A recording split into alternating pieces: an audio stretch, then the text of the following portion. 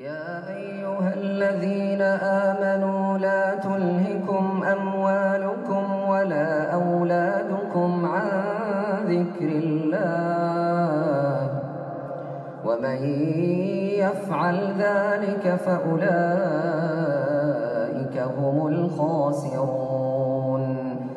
وأنفقوا مما رزقناكم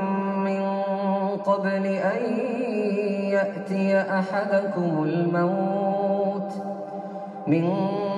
قبل أن يأتي أحدكم الموت